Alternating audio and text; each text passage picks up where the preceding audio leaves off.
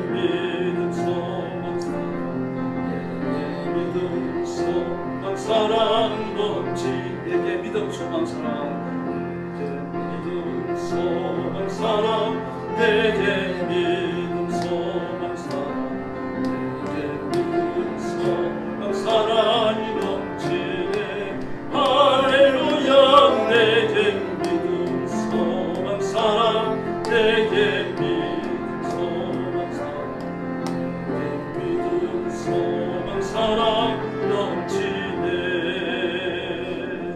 할렐루야. 131장입니다. 경배 131장입니다.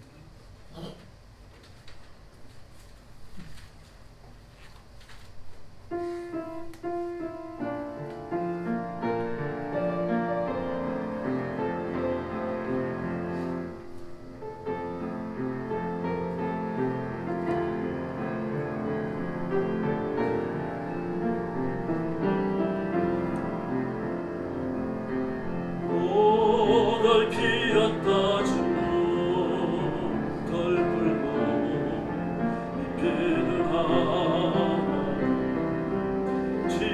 지나갔던 이 몸을 점점 낫게 하시네 푸른 하늘을 나는 새들고 어디든 하나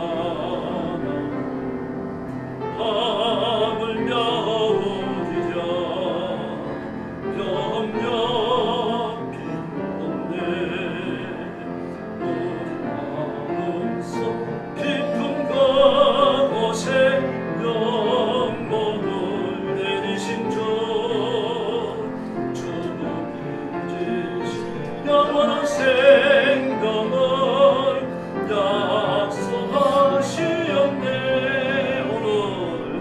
오늘 피었다 주로 덜 풀고 피는 하늘 지나갔던 이 몸을 점점 낫게 하시네 할렐루야. 143장 부르겠습니다. 143장입니다.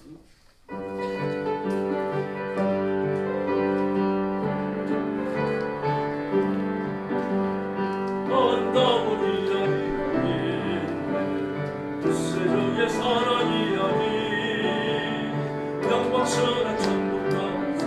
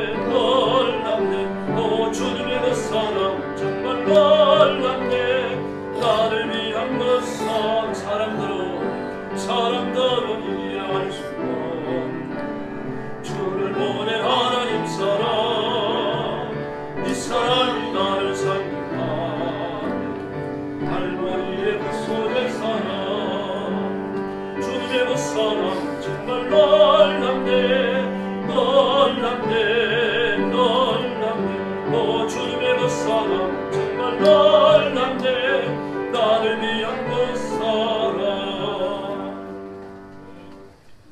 주님의 십자가 사랑은 저와 여러분을 위한 것인 줄 믿습니다. 찬송가 70장 부르겠습니다. 피난처 있으니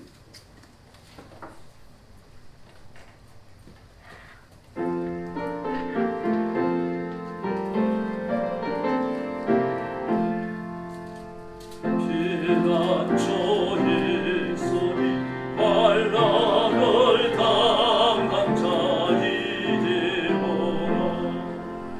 당당히 펴나고 물결이 일어나 산 위에 넘치네 두렵잖네 희망이 떠들고 나라 덜모여서 진동하고 우리 전 법서이 한 번만 바라며 전하의 모든 것 망하겠네 만주조 하나님 우리를 고리 피난처요 세상의 난리를 고치게 하시니 세상의 장검이 쓸데없네 높으신 하나님 우리를 구하니 할렐루야 괴로움이 심하고 만난이 극하다 피난처 되시는 주 하나님 할렐루야. 여호와 하나님 한 분이 우리 피난처이신 줄로 믿습니다. 찬송가 73장 부르겠습니다. 내 눈을 들어 살피니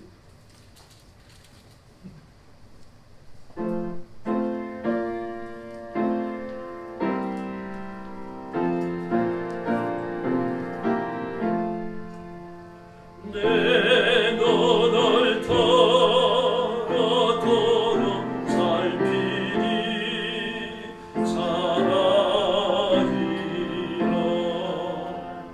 날 돕는 것 어디서 오나 어디서 하늘과 땅을 지은 여호와 날 도와주신 혹시라도 주께서 나의 가는 곳마다 지키시며 졸지도 않고 깨어 계셔서 널 지키네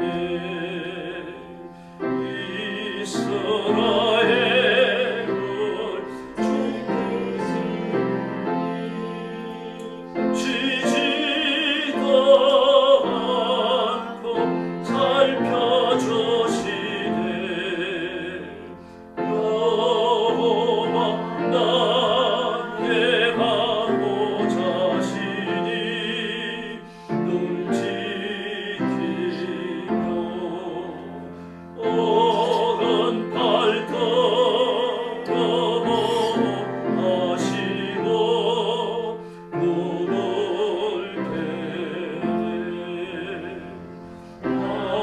낮에는 해가 참지 못하며 또 밤에 달이 내지 못하네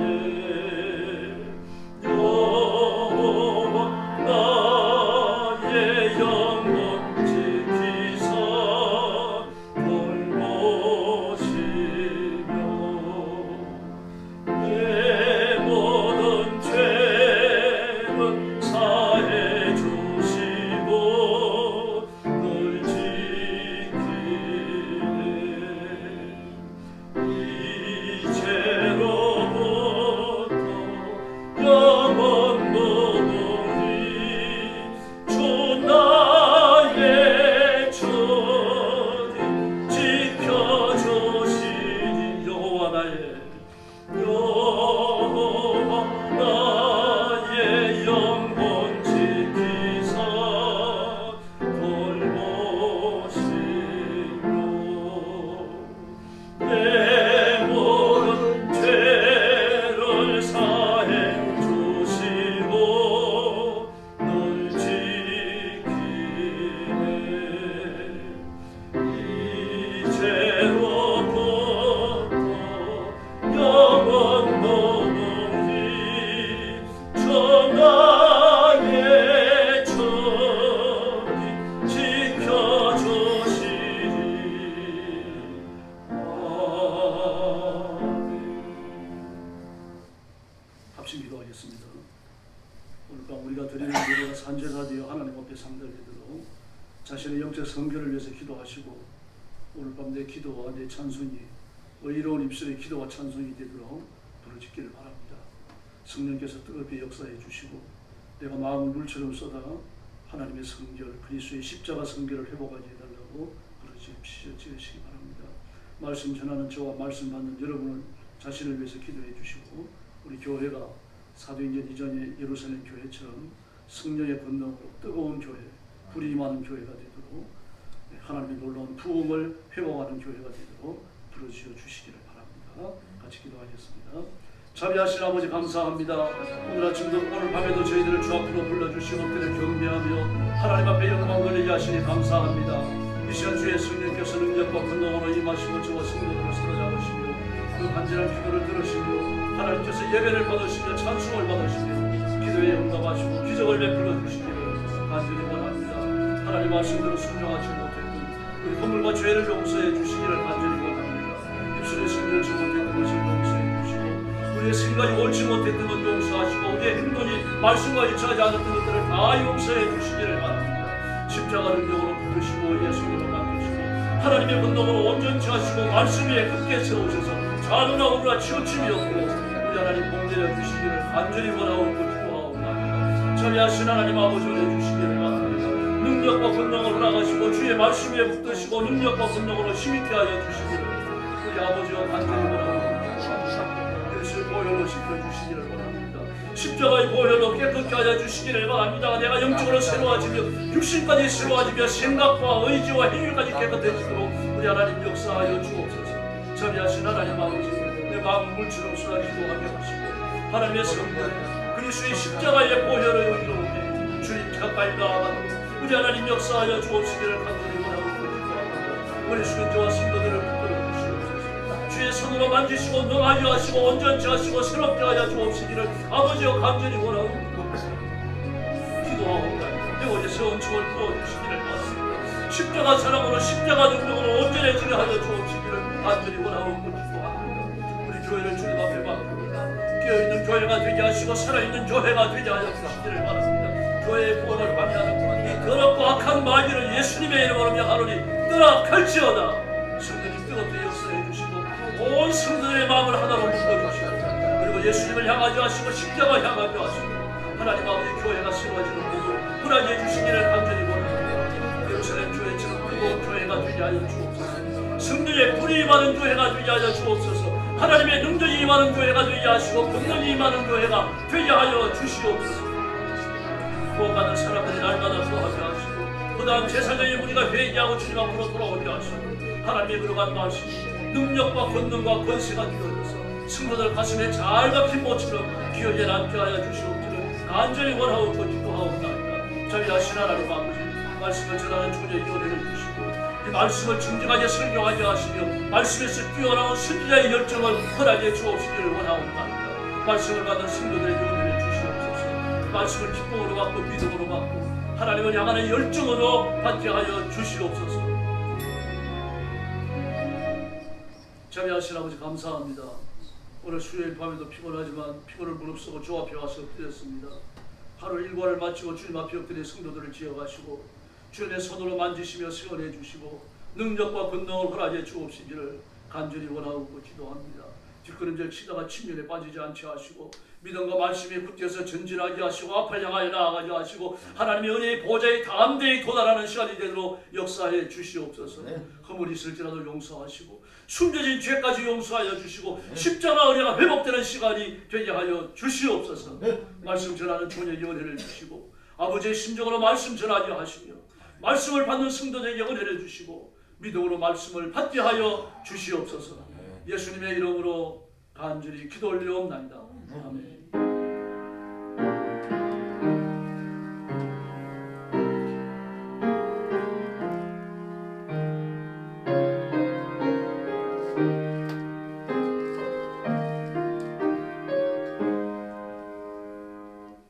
베드로전서 3장 1절부터 6절까지 봉독하겠습니다. 380페이지입니다. 신약성경 380페이지. 베드로전서 3장 1절부터 6절까지 교독합니다. 1절 제가 먼저 봅니다. 아내들아, 이와 같이 자기 남편에게 순종하라. 이는 혹 말씀을 순종하지 않는 자라도 말로 말미암지 않고 그 안에 행실로 말미암아 구원을 받게 하려 함이니 너희 두려워하며 정결한 행실을 보이라. 너희의 단장은 머리를 꾸미고 금을 차고 아름다운 옷을 입는 외모로 하지 말고 오직 마음에 숨어서 온유하고 안전한 심령으로 이는 하나님 앞에 값진 것입니다. 전에 하나님께 소망을 두었던 거룩한 부녀들도 이와 같이 자기 남편에게 순종함으로 자기를 단장하였나니 6절 같이 봅니다. 사라가 아브라함을 주라 치하여 순종한 것 같이 너희는 선을 행하고 아무 두려운 일에도 놀라지 아니하면 그의 딸이 된 것이다. 아멘. 네. 아내들의 단장, 여성들의 단장 이런 제목으로 말씀을 나누겠습니다. 여자들의 단장. 네. 1절에 보니까 아내들아 이와 같이 남편에게 순종하라 그랬습니다. 순종. 네. 이 순종은 하나님의 말씀에 대한 순종입니다. 5절에 나오는 하나님께 소망을 두는 삶을 이야기합니다. 그리고 자기 남편을 존경하는 구체적인 삶의 내용을 가지고 있어야 된다는 얘기입니다. 그러므로 남편에게 대한 순종은 하나님에 대한 순복, 순종, 영적인 결단이죠. 그리고 남편에 대한 존경, 두 가지를 통해서 나타납니다. 그게 없이 아무리 외모를 잘 꾸며봐야 그게 아무것도 아니라는 얘기입니다. 이렇게 하면 오늘 1절에 나오는 1절 이하에 나오는 남편, 불신는 남편을 염두에 둔 겁니다. 그래서 아내 그 현란한 말솜씨 때문에 교회에 나오는 게 아니라 아내의 행실의 변화 때문에 교회를 나오게 되지 않겠느냐 그렇게 말합니다. 그래서 아내의 행실로 말미암아 구원을 받게 하려 함이니 이 하나님의 의도라는 얘기죠. 그러니까 여자들이 외모를 단장하는데 너무 치중하지 말라는 얘기입니다. 외모를 단장하지 말라는 얘기가 아닙니다. 조금 이따 살펴보겠습니다만 외모를 단장하는데 그렇게 많은 노력을 들이지 말라는 얘기, 물질을 쓰고 시간을 쓰고 뭐 그러지 말라는 얘기입니다. 오히려 영적인 면 마음의 아름다움을 단장하라는 이야기입니다. 그렇게 하면 영적으로 내면적으로 정신적으로 성숙하고 마음이 아름다워지고 나면 행동도 바뀌는 거죠. 그걸 보고 내 아내가 교회 나가더니 달라졌네. 이렇게 되는 걸 보고 따라서 교회 나오지 않겠느냐 말입니다. 근데 이것이 그렇게 될지 모른다라고 하는 그런 불가지론적인 입장에서 쓴 게 아니고 구원을 받게 하려 함이니라고 말합니다. 하나님의 의도라는 얘기입니다. 그러므로 불신 남편이 있는 가정일수록 하나님 말씀 앞에 순종하는 성결한 삶이 요구되는 겁니다. 그리고 아브라함을 예로 들었어요. 아브라함의 아내 사라요. 사라는 자기 남편 아브라함을 주라 불렀다 그렇게 말했습니다. 주. 주인이라고 불렀다는 얘기죠. 이제 한 70, 80 그 이상 되는 분들은 남편을 주인이라고 불렀잖아요. 안 그랬습니까? 제 기억으로 그래요. 주인이. 집주인이라는 얘기죠. 자기는 안주인이고요. 남편은 바깥 주인이고. 우리 주인이 안 계시는데요. 저희 남편은 주인이라고 저는 많이 들었습니다. 이렇게 아브라함을 주라 칭했다라고 하는 것은 고대 사회에 있어가지고 흔히 있는 일이었는데요. 그러나 사라는 자기 남편 아브라함을 주라고 부른 것은 하나님의 말씀에 대한 순종이었다는 얘기입니다. 사회적 삶의 정환이 아니고 하나님께 대한 순종을 위해서 그랬다는 얘기죠. 그러므로 똑같은 행동, 똑같은 언어, 똑같은 선행이라고 하더라도 하나님 말씀에 대한 순종이냐 자기의 의의를 나타내기 위한 것이냐 여기에 따라 달라집니다. 예. 성전으로 올라가는 그 대로가 있습니다. 대로가요. 10월의 대로라고 그러죠. 예루살렘에서 와가지고 성전으로 들어가는 큰 문입니다. 큰 문으로 들어가면 여인의 뜰이 있고 그 성전 바깥마당이죠. 성전 바깥마당에서 여인의 뜰에서 이제 성전 안마당으로 올라가는데 13개의 계단이 있습니다. 예수님이 그 계단 제일 위에 앉으셔갖고 납비셨죠. 앉으셔갖고 안식일날 이 계단을 올라오는 사람들을 보는 겁니다. 근데 13개의 계단인데 계단 하나마다 헌금통이 하나씩 다 있어요. 그 헌금통마다 명목이 다른데 헤롯은 거기에서 나오는 헌금통을 수거해가지고 성전 건축비용으로 썼습니다. 악랄한 사람이죠. 못된 겁니다. 그런 것을 알면서도 부자들은 어떻게 합니까? 은전이 들어있는 돈주머니를 쩔렁거리면서 각 헌금함마다 전부 다 돈을 넣고 하는 겁니다. 최소한 13개를 넣는 거 아니에요? 그럼 과거는 어떻습니까? 두랩돈이요. 동전 하나. 정말 얼마 되지 않습니다. 아마 한 몇십 원 안 돼요. 45원 정도 아마 되나 모르겠습니다. 두랩돈인데요. 한 고란토도 안 되는 조그마한 돈이거든요. 그 돈을 넣으려고 하는 게 부끄럽잖아요. 예수님 볼까봐. 예수님 눈치를 봤을 거예요. 그래서 겨우 헌금 하나에다 대고 그 돈을 넣고 부끄러워서 올라가는 겁니다. 그런데 예수님께서 그 모든 형편을 아시죠? 아시면서 뭐라고 그럽니까? 저 과부가 가장 많이 넣었다라고 말씀을 하십니다. 액수를 보신 게 아니죠. 하나님을 향하는 마음의 헌신, 내면의 헌신, 영적인 결단, 영적인 성숙을 보신 겁니다. 하나님께 그걸 드려야 합니다. 드려지는 헌금과 함께 우리 마음이 같이 가야 되는 거죠. 마음과 헌금이 분리되어 있으면요, 풀어야 할 것입니다. 마음이 같이 가야 돼요. 마음만 받으시죠, 하나님. 그것도 온당치 않은 겁니다. 구체적 물질의 헌신이 있어야 되죠. 그게 헌금입니다. 주님 그런 분이십니다. 사람의 마음을 헤아리시는 분이거든요. 그러므로 자기 남편을 주라고 부르는 것, 자기 남편을 우리 주인입니다라고 소개하는 것, 우리 집 주인이에요. 우리 박간 양반입니다. 이렇게 소개하는 것. 진심의 속으로 나와서 남편에 대한 존중이 있는 말과 그렇지 않은 말과는 다른 거죠. 생명을 전하예요. 아내한테 매맞는 남자들의 상담이 1년에 수천 건이 들어옵니다. 한 5천 건 가까이 되는 걸로 알고 있습니다. 엄청나죠. 매맞는 여자들이 아니고요. 아내에게 매맞는 남자들의 상담 전화가 그 정도로 많아요. 조각이 5천 건은 아닙니다만 그 육박하는 걸로 알고 있습니다. 그러니까 여자들도 이제 남편에 대하여 주먹을 휘두르는 거죠. 폭력을 휘두르고 아니면 또 흉기 같은 걸 쓰겠죠. 그런 일들이 일어나는 겁니다. 그런데 이런 여성들이 예수 믿고 하나님의 자녀가 되면서 그 모든 악한 말이나 악한 행동을 중재한다고 하면요, 놀라운 변화가 일어나는 거죠. 그런 변화는 사람이 일으키는 게 아니고 성령님께서 하시는 줄로 믿습니다. 사람을 지으신 사람의 주인이신 하나님이 하시는 거지 인간으로서는 도달할 수 없는 부분입니다. 하나님께서 여성을 지으시고 여자들에게 독특한 은사를 주십니다. 그게 뭔가 하면 양육의 본성입니다. 여자들은요, 남자들하고 다릅니다. 남자들하고 달라서 일단 아기를 낳고 나면 아기를 키우는데 온갖 정력을 다 쏟아붓게 되어 있습니다. 달라져요. 인생을 살아가는 삶의 포인트 달라집니다. 인생을 사는 삶의 태도도 달라지고 모든 게 다 달라집니다. 남자는 아니거든요. 아이 키우는 데 큰 관심이 없어요. 아이를 많이 낳게 하는 데만 관심이 있습니다. 그래서 옛말에도 열 여자 싫어하는 남자 없다. 남자의 바람길을 지어가는 말이기도 하지만 남자가 태생적으로 이렇게 태어납니다. 하나님께 그렇게 지으셨어요. 많은 후손들을 얻게 하려고 하는 열정을 남자한테 주신 거예요. 그런데 여자는 아닙니다. 여자는 많은 아이를 낳는 것보다 나는 아이를 양육하는데 관심이 더 큽니다. 어떻게 아이를 키울 거냐 여기에 열정을 쏟아붓는 거죠. 그래서 일단 아이를 낳고 나면 남편을 보살피고 이 남편을 뒷바라지 해주고 이런 일에는 거의 관심이 꺼져버립니다. 대부분의 일들이 서툴되는 거죠. 남편이 뭘 먹는지 뭘 입는지 출퇴근을 잘 하는지 그저 건성으로 보는 겁니다. 막 관심을 가지고 말입니다. 에너지를 쏟고 그러지 않아요. 가사를 돌보는 것도 마찬가지고 애를 키우기 시작하면 외모도 잘 안 꾸밉니다. 그래서 옆에서 보면 너는 어떻게 애 낳더니 달라졌냐고. 달라지죠. 애 안 나오고 저는 모르는 겁니다.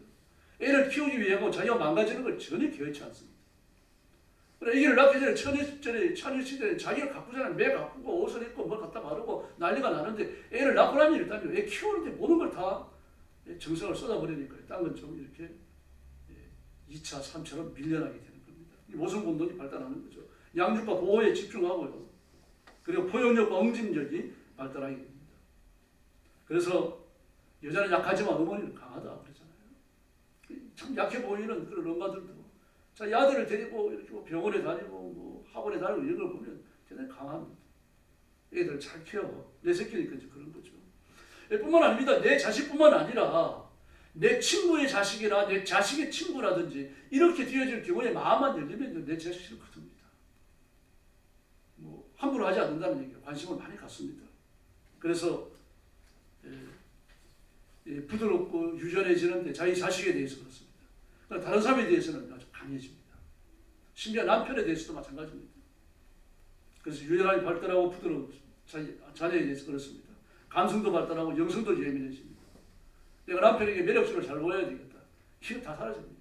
일단 애 키우는 게 우선이에요. 이게 이제 여성들에게 하나님이 주신 그 본성적인 그런 아름다움입니다. 만약에 여성들이 그런 것이 없다고 하면 애를 못 키우죠. 남자들이 애 키우는데 더 관심이 있습니까? 뭐 그런 남자들도 있습니다. 많지 않아요. 저거요. 그러나 여성들은 그게 본성입니다. 하나님이 그렇게 여성을 지어 놓으셨기 때문입니다. 뿐만 아닙니다. 여성들은 본성적으로 하나님이 창조적으로 주신 여자들의 본성이 그렇습니다. 자기를 아름답게 단장하고자 하는 것이 있습니다. 나가려고 하면 뭐 이것저것 바르고 또 머리도 빗고 말이고 옷도 갈아입고 세상 원리에서 보면 그렇습니다. 그래서 보통 여자들은 자기 외모를 단장할 때 본능적으로 하나님이 주신 여성성을 강조하게 되어 있어요. 여자는 남성성 강조하지 않죠. 뭐 유니섹스 모델을 갖고 여자들이나 남자들이나 별 차이 없는 옷들을 입고 그럽니다만 그래도 여성의 아름다움이 드러나는 옷, 그런 옷을 입게 됩니다. 거리에 나가서 한번 보십시오. 옷 입고 가는 거 보면 뭐 그냥 여자라고 하는 것이 한눈에 드러나죠. 뭐 과거에 그렇지 않았던 때도 있습니다. 이제 2000년 전에요. 1900년도 후반기로 와가지고 1990년도, 80년도, 90년도 뭐 학원가의 데모가 늘 일상화되고 이럴 때 보면 남자는 여자는 큰 차이가 안 납니다. 남자애들도 머리를 길러갖고 장발 입고 여자애들도 헐렁한 잠바 입고 다니고 헐렁한 청바지 입고 다니고 막 그런 거 아니었습니까? 그때 잠깐 그랬습니다. 그럼 그 이외에 보면 여자들은 그 자신의 여성적 아름다움을 대단히 많이 강조해요. 남자들은 색조 화장 거의 안 하잖아요. 요즘은 젊은 사람들이 한다고 그러더만요. 그래서 남성들의 색조 화장도 꽤 팔리는 모양이에요. 그리고 여성들의 색조 화장은 거의 일상화되어 있죠. 어릴 때부터입니다. 엄마가 바르는 그냥 그 뭐 루즈 같은 거 발라보려고 그러고 좀 하는 애들이요. 엄마 쓰는 화장품 드러내고 얼굴에 발라보려고 그러고 엄마 하는 걸 보고 이제 흉내를 내는 거죠. 남자애들은 안 그렇거든요. 여자애들은 그렇습니다. 그렇게 자기 외모를 꾸미고 여성의 아름다운 창조적 본성을 꾸미고 자랑하고 하는 거예요. 그걸 하나님 그렇게 하신 겁니다. 바로 그 중에 하나가 뭡니까? 자녀에 대해 가지고 가지는 참 큰 애정입니다. 자녀를 낳고 나면 남편이 시시해지죠. 그러면 남편들은 되게 또 질투합니다. 그걸 가지고. 야, 네 너네는 나는 비지도 않냐? 그럽니다. 당연히 안 보입니다. 자녀에 대해 모든 걸 쏟아붓기 때문에 그럴 거거든요. 그래서 그 부모도 그렇습니다. 어머니가 가진 사랑은 불가사의한 겁니다. 나는 배워보고 보지만 일단 자식을 먼저 먹여야 돼요. 내가 먼저 안 먹어요. 반드시 자식을 먼저 먹이고 자기는 나중에 먹는 거죠. 뭐 과거 옛날 시대에 가난하게 살 때는 그 어머니들이 제게 배불리 못 먹잖아요. 그냥 자식들은 배부르게 먹이려고 애를 많이 썼던 겁니다. 그 자녀를 거두고 최고로 알고 이러니까 말입니다. 때로는 그 남자들이 그 질투하기도 하고 토라지기도 하고 그러거든요. 뿐만 아닙니다. 성경에 보면 여자를 지으시고 나서 하나님 뭐라 그러십니까? 너는 돕는 배필이다 그러십니다. 돕는 배필. 아담을 돕는 배필. 그런데 영어 성경을 보면요.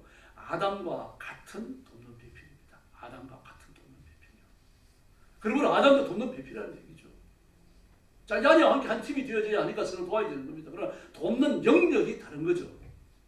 남편 아내를 이끌고 힘든 일을 감당하고 그리고 가정을 이렇게 세우고 이러면서 가정을 이끌어 나가는 겁니다. 여성들은 그 남자의 좀 부족하고 모자라고 좀 이렇게 그런 점들이 좀 있습니다. 섬세하지 못하게 남자들은 되게 선이 굵고 행동은 크지만 섬세하지 못하니까 그런 것들에 대한 것들을 보완해 주는 거죠. 그야말로 도는 배필로서 살아가는 겁니다. 그 중에 하나가 뭡니까? 여성의 유연함과 외면에 드러나는 아름다움입니다. 그러니까 여자들도 한 20세 이쪽 저쪽 되면 여성으로 꼽히기 시작하잖아요. 그때 아주 예쁘고 아름답고 이제 그때 시집을 가야 되는데 요즘은 그냥 결혼들을 좀 늦게 하고 그러니까요. 젊었을 때 결혼해야 아이들도 건강하다 그러는데 그런 걸 보면 조금 염려도 되긴 됩니다만 그리고 또 사람 뜻대로 안 됩니다. 부모 뜻대로 되는 것도 아니고. 네, 그래서 그 시기만 하더라도 말이에요. 그 이후도 마찬가지입니다만요. 외모를 많이 꾸밉니다. 머리도 꾸미고 화장도 하고 옷도 그렇고요. 액세서리 같은 것 갖고도 저희 외모를 치장을 합니다. 그런데 성경은 뭐라고 말합니까? 그게 과도히 신경 쓰지 말라는 이야기입니다. 외모를 꾸미지 말라는 얘기가 아니라 외모를 꾸미는데 치중하지 말라는 얘기입니다. 성경도 마찬가지입니다. 성경 지나치게 하는 건 좀 문제가 있죠. 더구나 뼈에 병이 들어있는 것도 아니고 우선 그 자녀가 있는 것도 아닌데 뼈에 대해서 칼을 대는 거예요. 그건 나중에 큰 건강상에 위험이 생길 수 있습니다. 뼈는 그냥 둬야 돼요. 근데 양을 수술한다고 특별히 보통 깎아냅니다. 특별 깎아내다가 죽는 사람이 한둘입니까? 적지 않아요, 여러분. 특별 깎아내다 죽는 사람이요. 특별 깎아내고 말이에요. 광대도 깎아내고 그러다가 그게 나중에 이 도제가법 말이죠. 염증이 생기는 염증이 잡히질 않아요. 세상에 있는 약 어떤 약을 쓰더라도요. 염증이 안 잡히는 겁니다. 안 생기면 괜찮은데 생긴 염증은 잡히질 않아갖고 말이죠. 뭐 소성전이 붙고 난리가 납니다. 근데 거기에서요. 의사를 이기는 환자는 아무도 없어요. 의사가 반드시 이깁니다. 왜냐고 하면요. 내가 병이 났고 내가 고칠 수 없는 그런 심각한 수술 후유증을 알고 있지만 이게 의사의 잘못으로 일어난 것이라고 하는 걸 증명을 해야 돼요. 그럼 우리가 무슨 수로 증명을 합니까? 근데 한국의 법이 잘못된 거죠. 미국은요. 그런 환자가 생기면 의사가 내 수술이 잘못되지 않았다는 것을 의사가 증명을 해야 돼요. 그러니까 우리보다 더 선진화되어 있는 거죠. 그게 백성들을 위하는 법입니다. 그게 바뀌어져야 돼요. 저는 자동차 급발진도 마찬가지입니다. 자동차 급발진이 우리나라는요. 이게 급발진이라는 걸 내가 증명을 해야 돼요. 근데 내가 무슨 수로 증명합니까? 자동차에 내가 많은 게 아무것도 없는데요. 좀 저가 칩요. 그 컴퓨터 칩이 있잖아요. CPU 같은 칩. 그 칩이 여러분 보통 차가 500개가 들어가요. 좀 고급 차들은요. 1000개, 2000개 들어갑니다. 그 차가 전체가 거대한 컴퓨터고요. 아주 질 좋은 컴퓨터가 몇 대가 들어가 있어요. 그런데 그런 차가 급발진을 했는데 내가 무슨 수로 증명을 해야 됩니까? 그래서 미국은 어떻게 되어 있습니까? 이 급발진이 자동차 결함이 아니라는 것을 자동차 회사가 증명을 해야 돼요. 그게 백성들을 보호하는 거죠. 근데 정부와 제조회사들, 정부와 의사들이 칼틀이 돼가지고 백성들 쥐어짜는데 우리나라입니다. 우리나라는 그런 건 아닙니다만 되게 후진국에서 그렇습니다. 그래서 육신을 지나치게 꾸미려고 하는 과도한 성경도 참 문제가 있습니다. 한때는 그런 말도 있었잖아요. 중국에서 와가지고 얼마나 얼굴을 막 이리 깎고 저리 깎고 막 이렇게 해놨는지 말입니다. 그 중국으로 돌아가야 되는데 그 보안대 그 검색장을 통과할 수가 없잖아요.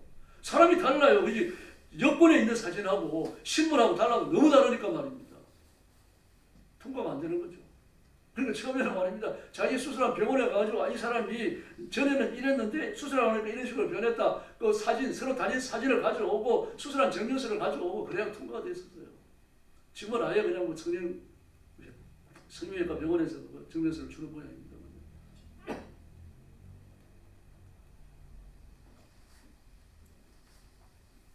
그래서 우리가 남자나 여자나 지금 뭐 성령 안 하는 사람이 없다고 해야 될 정도로 말이죠. 아이돌 좀 되면 또 영화 배우 좀 되고 탤런트 되고 그러면 뭐 남녀 노소 할 것 없이 그렇게 성령을 하더군요.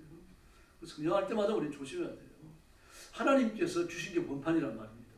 근데 그걸 뜯어고치는 건 하나님이 하신 일에 대한 시행착오를 선포하는 것과도 관련이 있습니다. 한 번 더 고려해야 돼요. 그래서 대부분의 설교하는 신학자 또 성경을 연구하는 분들은요. 여성들이 지나치게 화려한 옷이나 머리를 치장하고 외모를 그렇게 꾸미는 데 일삼는 것을 맹렬히 비판해 왔습니다. 제가 필러는요. 그리스도인입니다. 이 사람은요. 헬라 철학의 세계적인 권위자입니다. 이런 말을 했어요. 본문을요. 오늘 우리가 읽은 본문을 읽고 여성이 외모를 단장하는 것은 사기치는 것이다. 그렇게 가르쳤어요. 학생들에게. 대학에서 강하게 합니다. 좀 심하게 됐습니다. 왜 이런 말을 했는가 하면 하나님께서 만족하셔서 주신 건데 이걸 우리가 뜯어고치고 있잖아요. 그건 사기치는 것이다. 신앙이 분명한 사람이죠. 철학자로서 괜찮은 사람입니다. 당시 상황을 잘 반영한 그런 말이기도 합니다. 이스라엘 선지자들 당시에 영적으로 타락하고 윤리적으로 방탕한 시대에 사는 여성들은요, 경건과 담쌓고 살았다고 막 야단을 칩니다. 지나치게 치장을 하니까요. 이스라엘 3장 18절 이하를 보니까요, 주께서 그날에 그들의 장식한 발목걸이와 머리와 망사와 반달 양식과 귀걸이와 팔목걸이와 명박과 화관과 발목사슬과 띠와 향악과 호신부와 지왕과 코걸이와 예복과 겉옷과 목도리와 손주머니와 손거울과 세마포 옷과 머리수건과 너울을 제하시리니. 할렐루야. 숨 넘어가려고 합니다. 이거 다 하고 살았으면 이쪽에 현대인들이 하는 게 얼마나 있습니까? 뭐 옷 머리 치장은 그렇다고 합시다. 그런데 뭐가 또 나옵니까? 이거는 발목걸이, 머리에 망사, 반달장식, 이미테이션 머리 막 이것저것 꼽는 거 말하는 거 아닙니까? 귀걸이는 합니다. 그러나 발목걸이 합니까? 면박하고 다닙니까? 안 하잖아요. 화관이나 발목사슬과 띠와 향락, 호신부 이런 거 합니까? 안 하잖아요. 쥐안과 코걸이 누가 합니까? 요즘 젊은 애들은 뭐 뜯고 다니세요. 예복과 겉옷과, 그러니까 보통 예복을 입은 겁니다. 결혼식에 있는 드레스를 평상시에 입었다는 얘기입니다. 그걸 말합니다. 목도리와 손주머니 그냥 손주머니가 아니라 향을 넣는 손주머니를 말합니다. 이 손주머니, 손거울.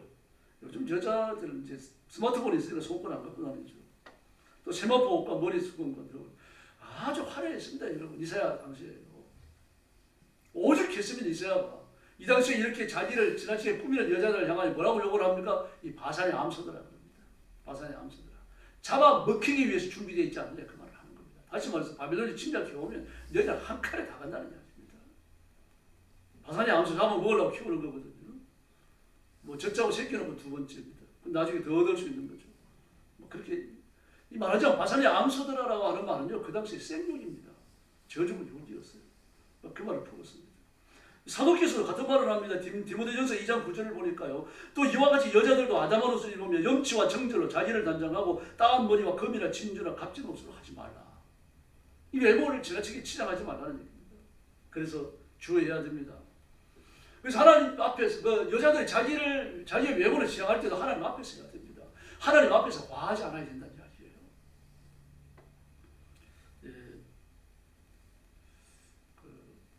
브라질의 목사님, 코르티즈 목사님 계셨는데 아주 뛰어난 설교자이셨어요. 그런데 그 목회는 설교의 생명 별로 안 길었습니다. 잠깐 뜨는 데 갔다가 져버렸어요. 미국 유명한 로버트 슐러 목사는 수정교회 설교 목사로 동역도 하고 그랬었습니다. 아주 설교가 뛰어났어요. 근데 그분이 천주교인입니다. 천주교인인데 우리 개신교 여자 선교사님이 저희 집에 전도하러 온 거죠. 우리는 천주교예요. 그러니까 발을 딱 들이밀면서 문을 못 닫는 거죠. 예, 알고 왔습니다. 교회가 붙어 있으니까요. 그래도 우리가 형제 자매인데 한 말씀 나눌 수 없겠습니까? 그래가지고 십자가에 대한 복음을 듣고 있어 거듭나요. 거듭나서 보니까 이 캐톨릭이 전부 거짓말이 가짜거든요. 이게 발견되어지니 가슴을 치면서 웁니다. 울면서 성령이 정말 뜨겁게 역사하셨어요. 가장 먼저 한 일이 뭔지 압니까? 이 브라질이 얼마나 추운지는 모르겠습니다. 코트가 20분 있었다 그래요. 부자이죠. 그러니까 남자인데 딱 두 번을 남겨놓고 18번을 갖고 나가서 가는 사람들 나누어주는 거예요. 구두도 30켤레가 됐습니다. 그중에 딱 하나 신을 구두 딱 2켤레 남겨놓고 전부 다 써갖고 또 남에게 나누어주고요. 그 자기를 단단히 했던 것이 하나님과 부끄러운 거죠. 남자가 그렇다면 여자는 어떻게 했습니까? 성경은 여자의 외모 단정에 대한 부정적인 기록들이 그렇게 많습니다. 치장을 하고 화장을 하고 뭐 이렇게 육신을 꾸미는 것 말이죠. 이런 것들이 필요 없는 게 아니라 그게 치중하게 되어지면 영적으로 게을러지게 됩니다. 영적인 것은 좀 느슨해지는 것은 뒷전에 두게 되는 거죠. 그래서 중세 종교개혁이 일어날 때요. 종교개혁이 일어날 때 화장 안 한 얼굴이 개신교도 여성들이라는 표시가 됐었습니다. 그 천주교인으로 있을 때 여자들이 화장을 너무 했던 거죠. 얼마나 화장을 많이 했던지. 그 당시 피부를 희게 하는 화장품을 많이 썼는데 피부 희게 하는 화장품 속에 수건이 많이 들어가 있었습니다. 그 수건이 피부를 희게 하는 모양이에요. 그래가지고 이걸 너무 발라가지고 수건 중독에 걸려갖고 살이 썩어들어가는 사람도 있고 그랬습니다. 근데 일단 예수 믿고 하나님의 자녀가 되고는 화장품을 안 쓰는 겁니다. 외모를 단장 안 하는 거죠. 값비싼 옷들을 다 남에게 나누어주고 자기는 평범한 옷을 입게 되어지고요. 그리고 화장 안 한 얼굴이 개신교도 여자라는 표시가 될 정도로요. 그렇게 화장이 사회적인 주류를 이루었던 그런 시대, 중세 그런 시대가 있었습니다. 그때 교회가 무섭게 타락을 했었죠. 화장 안 하는 것이 경건과 성령 충만의 표적이었던 그런 데가 있습니다. 실제로 화장을 좀 진하게 하는 여자들이 있습니다. 근데 그런 분들이 교회에 나와서 성령 받고 새 사람 되고 나면요, 화장이 현저히 연해지거든요. 저는 그런 여자들을 여러 봤습니다. 그런 분들을요. 신앙에 성장하면서 집사님도 되고 권사님도 되고 그래서 나이 이제 들어가시고 그러던데요. 그 화장이나 치장이 돼가지고 부정적인 성경 기록이 여러 군데 나옵니다. 열왕기하 9장 30절을 보니까 여호와 이스라엘이 이르니 이세벨이 듣고 눈을 그리고 머리를 꾸미고 창의에서 바라보다가 왜 그렇습니까? 그냥 있다가 일어나가지고 머리도 꾸미고 얼굴도 그리고 눈썹도 그리고 말입니다. 그 창의에 내다보는 거죠. 왜 그렇습니까? 전쟁터에 나왔던 군인이 돌아오니까요. 예쁘게 보이려고요. 그래서 그냥 창의에 죽잖아요. 에스겔 23장 40절을 보니까 또 4절 원반이 보려 사람들을 불러오게 하고 그들이 오매 그들을 위하여 모욕하며 눈썹을 그리며 스스로 단장하고 내일모레 멸망을 당해가지고 지금 감옥 사이에 왔잖아요.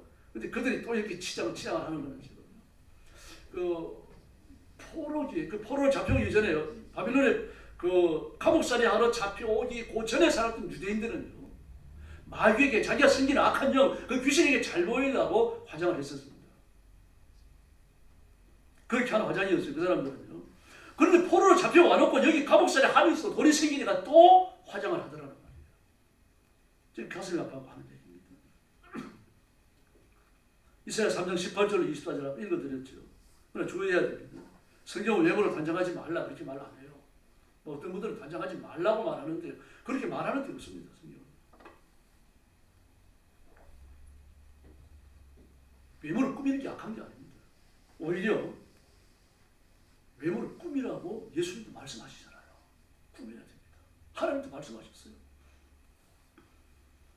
그러니까 막 컴퓨터 실증이 빠지고 스마트폰 가지고 너무 그냥 뭐 만화도 보고 뭐 영화도 보고 말입니다. 시간만 나면 그걸 하고 제끼니까 막 야단을 치면서 이놈 새끼 스마트폰 먹고 나 다 깨버립니다. 너 컴퓨터 한 번만 더 하면 저놈의 모니터 내가 망치로 두들 깬다. 뭐 그럴 수 있죠. 그걸 진짜 컴퓨터를 하지 말라는 얘기는 큰 명이 되라는 얘기입니까? 스마트폰도 내던지고 그냥 나가가지고 전화할 때가 있으면 공중전에 찾아가지고 전화하라는 얘기입니까? 그런 뜻이 아니죠. 빠지지 말라는 얘기 아닙니까? 그럼 내가 사용하는 건 내가 필요해가지고 쓰는 그 수준에 머물라는 얘기지. 그게 푹 빠져갖고 컴퓨터가 시키는 대로 하고 스마트폰이 시키는 대로 하고 말입니다. 그러지 말라는 얘기입니다. 연애하는 애들 보세요. 뭐 퇴근하고 밥 먹기까지 영화 보고 밥 먹고 말입니다. 그냥 여기 다니고 저기 다니고 그러다가 밤 12시 새벽 1시가 돼가고 헤어집니다. 그래서 뭐라 그럽니까? 야, 좀 아쉽지만 또 집에 가서 또 스마트폰으로 또 전화하자. 가가지고 스마트폰 전화해요. 전화하다가 잠들어요. 그 빠진 거 아닙니까? 연애하니까 그런 거죠. 결혼하고 나서 그럽니까? 결혼하고 나서 그럼 제정신 아니죠. 그 빠져드니까 그렇게 하지 말라는 얘기입니다. 외모를 치장하는 것도 그 여러 가지 IT 기기에 빠지는 거랑 똑같은 겁니다. 지금요. 그런 욕구는 창조적인 거예요. 하나님 주신 겁니다.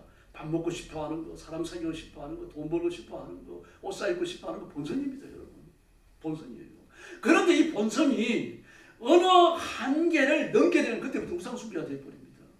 탐욕이 되니까요. 탐심은 우상숭배이더라. 물질을 가진 것 자체가 잘못되지 않았죠. 그러나 물질을 숭배하고 물질을 숭상하고 물질을 명령하는 데 살면요, 뭐 많이 가졌느냐 적게 가졌느냐 문제가 아니라 그런 물질이 우상이 되는 거죠. 물질을 통해 갖고 마귀가 역사하는 겁니다. 마음에 소원하고자 하는 욕구를 주신 분은 하나님이셔요. 욕구가 있으니까 학문도 역사의 진보도 이루어지는 거죠. 욕구 자체가 문제가 아닙니다. 그러나 욕구가 어느 한계를 넘게 되어지는 탐욕이 되어지고 탐욕은 우상숭배가 되는 거죠. 돈이나 식욕이나 옷이나 집이나 권력이나 독서나 마찬가지입니다. 제가 여러 번 말씀드렸죠. 독서 중독이 있습니다. 그냥 그 독서 중독은 뭘로 구분하는가 하면 여러 가지 책을 골고루 많이 읽는 건 독서 중독이 아닙니다. 어느 한 분야의 책을 병적으로 많이 읽는 거예요. 그게 독서 중독이에요. 어떤 사람은 막 만화책을 그렇게 봅니다. 만화책을 막 스마트폰을 열어도 말입니다. 그 만화만 보고 말이죠. 그게 중독이에요. 막 어떤 사람은 추리소설을 그렇게 좋아해갖고 말이죠. 추리소설을 사가지고 걸어가면서도 읽고 집에 와서도 읽고 막 그 시간만 나면 그걸 읽습니다. 반복하면서도 읽고 말이죠. 이게 중독이에요. 독서 중독입니다. 이게 병이에요. 우상 숭배죠. 그래서 독서를 골고루 많이 읽는 건 권해야 되는 일이죠. 사람이 소양이 발전하는 데요. 외모의 외모를 단장하는 것도 본질적으로 악한 건 아닙니다. 사람은 영혼과 함께 육신이 있죠. 우리 영혼이 하나님의 형상인 것처럼 우리 육신도 하나님의 형상인 줄로 믿습니다. 하나님의 선물이거든요. 그런 걸 아름답게 단장하고 유지해야 됩니다. 그러나 육신을 지나치게 가꾸고 단장을 한다면 그 자기 몸을 우상으로 섬기는 거예요. 탐심입니다. 그래서 예수님도 육신의 필요를 인정하셨어요. 예수님께서 그 제자들을 선택해가지고 훈련을 시키고 두 명씩 짝지어 보내시면서 뭐라 그럽니까? 처음에는 두불로 갖지 마라, 지팡이 갖지 말라, 전대를 갖지 말라, 신발도 두 켤레 갖지 마라. 그렇게 말씀하십니다. 그 여정원에 어떤 것도 갖지 말라. 입은 것, 신은 것, 그래 그것만 갖고 다니라는 얘기. 돈 없는 전대도 갖지 말라는 얘기죠. 어디 갔든지 병자가 났든지 악한 년들이 쫓겨나가든지 그 대가의 구비를 받지 말라는 얘기 아닙니까? 밥 주면 그걸로 먹어라. 안 주면 굶고 나가라. 나오면서 발에 먼지를 떨어라. 그렇게 말씀하시잖아요. 그런데 십자가와 부활을 앞두고 뭐라고 말씀하십니까? 다 준비하라. 다 준비해라. 겉옷도 준비해라.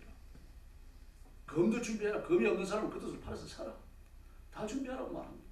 이제는 예수님이 데리고 다니면서 예수님이 공급하시는 게 아니라 그들이 예수님과 헤어져서 예수님 따로 그들 따로 살아야 되는 겁니다. 기도해서 얻어야 되고 힘을 다해서 자기 길을 개척해 나가야 되고 그러니까 내일 먹을 걸 오늘 준비해야 되는 거죠. 아니면 내일 굶어야 되니까요. 그럼 내일 준비할 여력이 없으면요.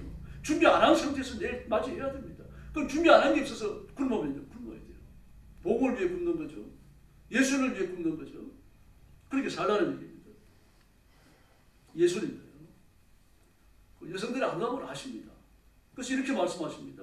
너는 금식할 때 머리에 기름을 바르고 얼굴을 씻어라. 예수께서 가라사대 가만두어라. 너희가 어찌하여 저를 괴롭게 하느냐. 제가 내게 좋은 일을 하였느니라. 그 형제를 깨뜨려갖고 예수님의 발에다 붓고 머리털을 씻기고 예수님을 최고로 단장해 드리는 거죠. 그랬더니 나를 단장해 주는데 그냥 둬라. 그걸 왜 막느냐. 예수님 받으시는 게 좋으셨던 거예요. 대접받는 게 좋으셨고 자기 몸을 꾸미는 것이 일부 좋으셨던 겁니다. 금식할 때도 티내지 말라는 뜻에서 하신 말이 아닙니다. 몸을 적어도 최상으로 단장하며 살라는 이야기입니다.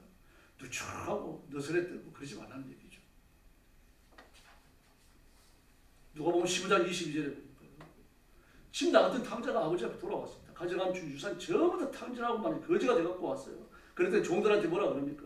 제일 좋은 옷을 내다 입히라. 손에 가락지를 끼우고 발에는 신을 신겨라. 뭐 이렇게 새 옷을 입고 가락지를 끼고 말입니다. 발에 신을 신고 이렇게 생각도 안 합니다. 그냥 좀 배나 추리지 않도록 먹을 거나 좀 줬으면 좋겠다. 그 기대하고 온 거 아닙니까? 근데 어떻게 하십니까? 최고의 준비물로서 그걸 꾸며줍니다. 지금 새 옷을 입히고 가락지를 끼고 발에 신을 신고 주인이 하는 거예요. 종은 전부 다 못합니다. 종은 겉옷도 안 입습니다. 겉옷을 입으면 속옷을 안 입고요.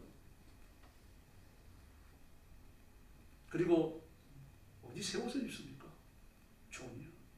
반지 어떻게 종이 손가락에 반지를 낍니까? 종들은 신 안 신었습니다.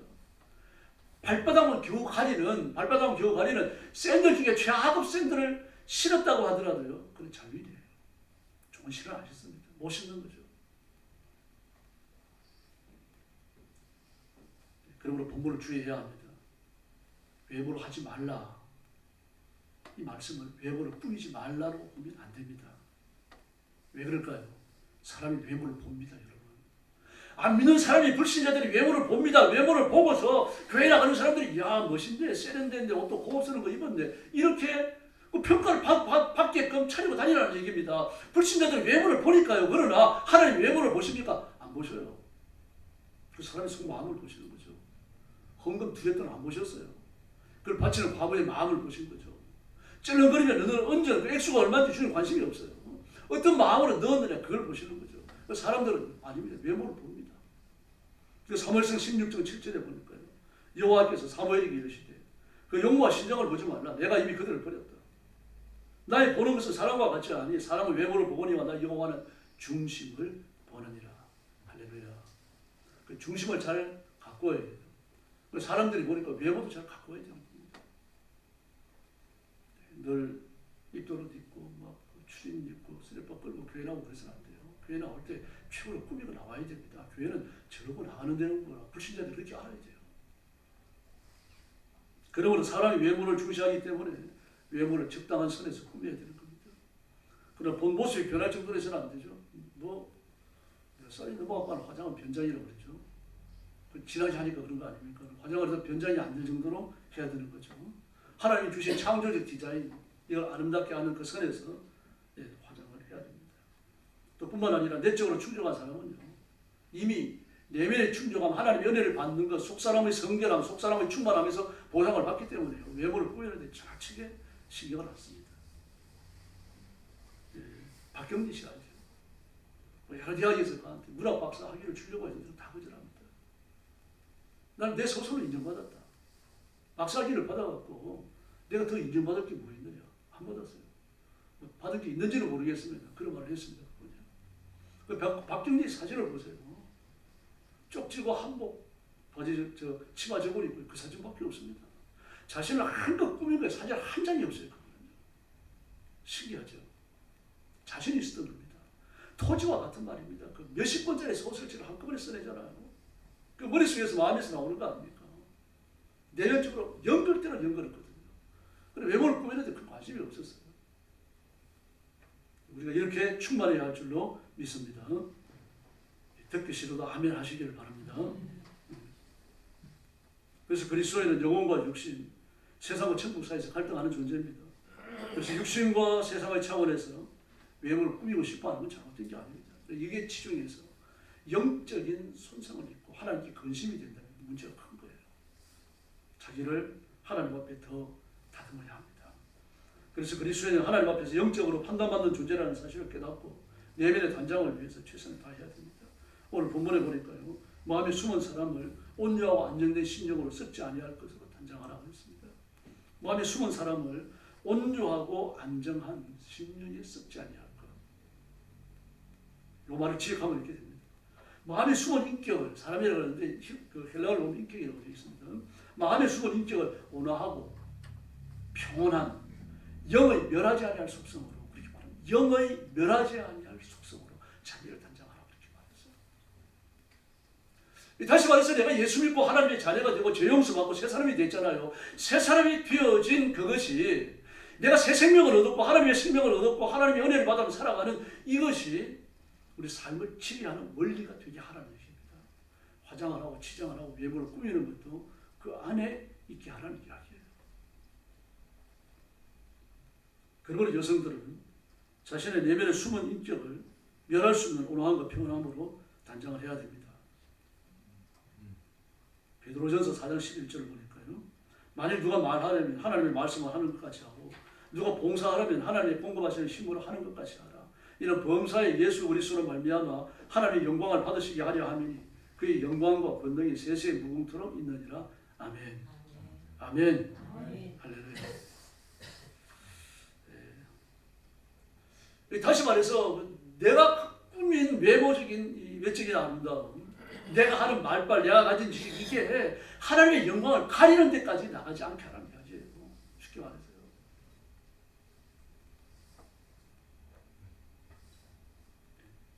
어떤 사람이 유재석 영부라는 책을 썼더라고요. 책이 아니라 그 글을 썼더라고요. 늘 웃으면서 나오고 다른 사람을 따뜻하게 대해주고 이러니까 굉장하잖아요. 근데 아주 사람이 혹독하답니다. 아주 유명한 개그맨이나 연예인들도요, 유재석 말 한마디면 방송에서 잘라야 된답니다. 그 PD라고 하더라고요. 유재석이 은근히 불러가 말 한마디로 100% 반영을 해야 된다고 그래요. 왜 그런 거 하면요, 나가버리면 끝나거든요. 유재석 나가면요, 광고에 무슨 스타가 나갑니다. 손흥민 빠져나갔더니 그 구단이 어떻게 됐습니까? 구단이 완전히 알고지 돼버렸어요. 1년에 1,000억씩 광고비를 내던 데가 그걸 딱 잘라버리는, 손흥민이 나가는 걸 기점으로요. 유재석이 나가면 방송이 끝장이 나는 겁니다.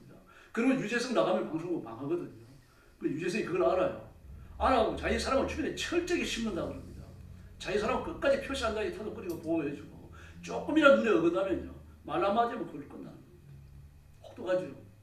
대단하죠. 그리스도인이 아닌 겁니다. 우리 교회도 안 나가겠지만요.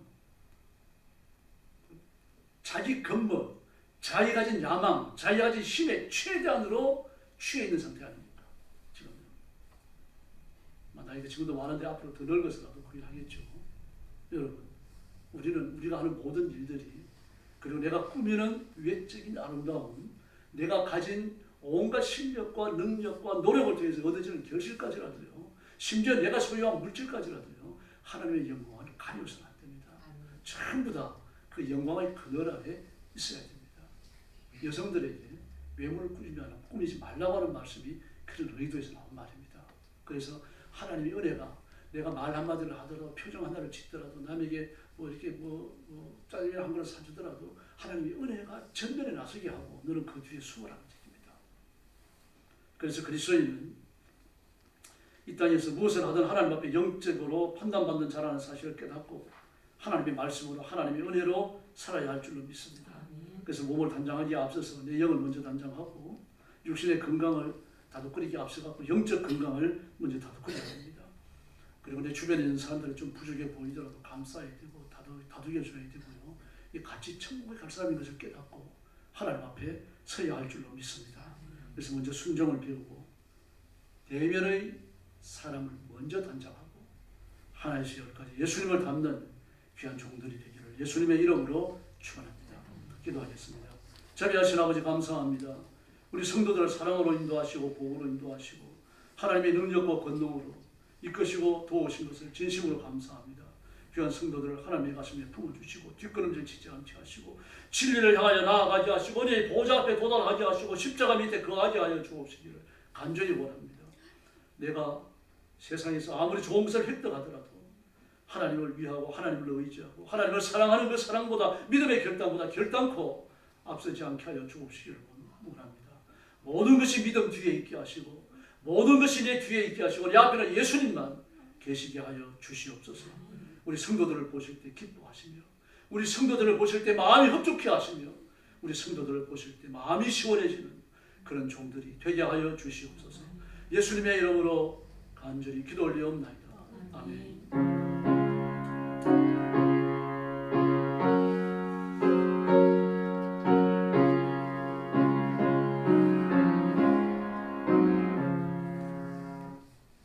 442장 부르겠습니다.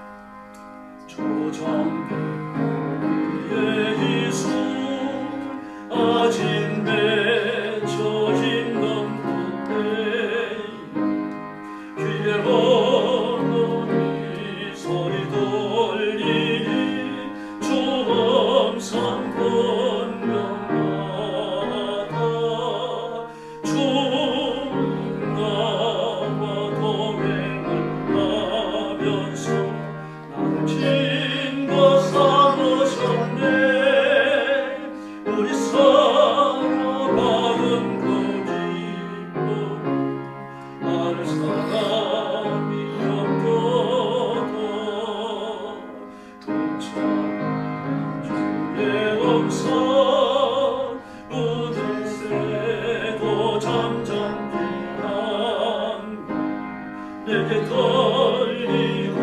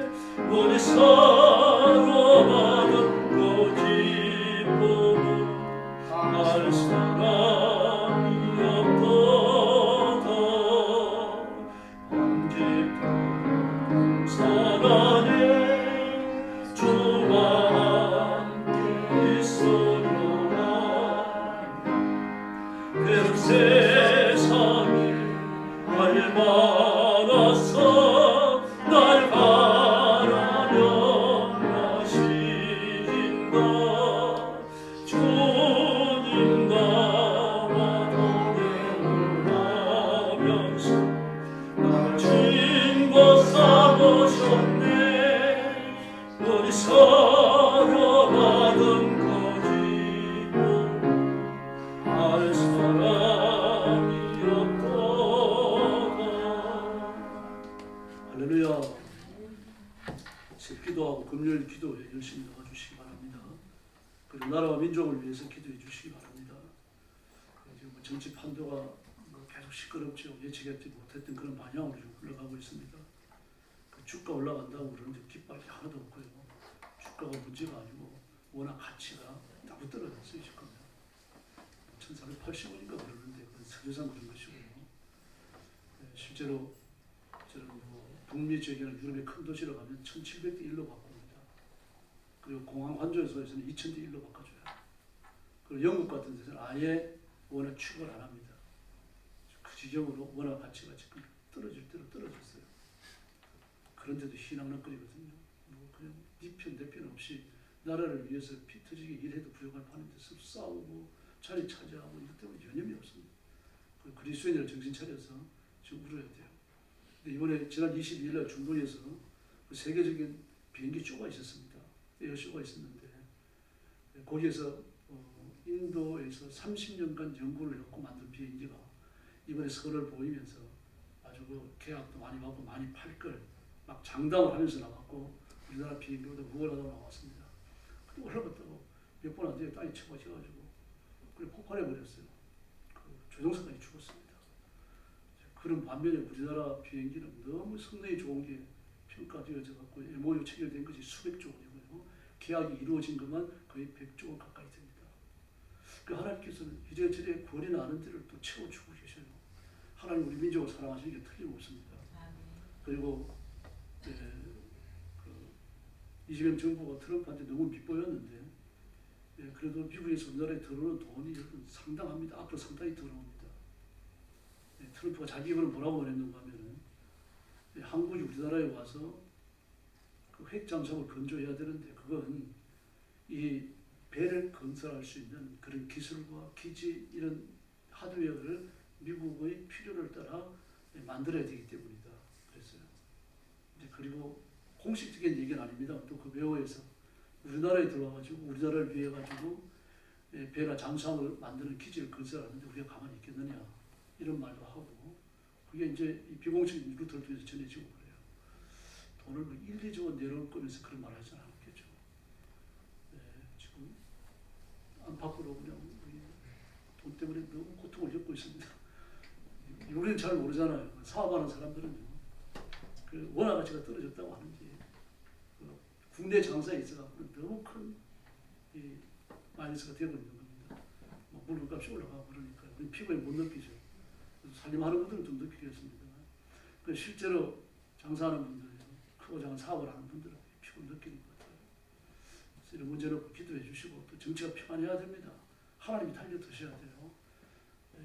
누구를 기다리는 것도 인간은 못합니다. 하나님이 하셔야 돼요. 하나님께 맡기면서 기도의 좀 열정을 쏟아주시기 바랍니다. 이 옆에 계시는 분들하고 인사 나눠주십시오. 사랑합니다. 한 번 더 인사 주시죠. 모든 해답은 예수님께 있습니다. 할렐루야. 감사합니다. 주님 가르친 기도 드리겠습니다. 하늘에 계신 우리 아버지의 이름을 거룩하게 하시며 아버지의 나라가 오게 하시며 아버지의 뜻이 하늘에서와 같이 땅에서도 이루어지게 하소서. 오늘 우리에게 일용할 양식을 주시고 우리가 우리에게 잘못한 사람을 용서하여 준 것 같이 우리 죄를 용서하여 주시고 우리를 시험에 빠지지 않게 하시고 악에서 구하소서. 나라와 권능과 영광이 영원히 아버지의 것입니다.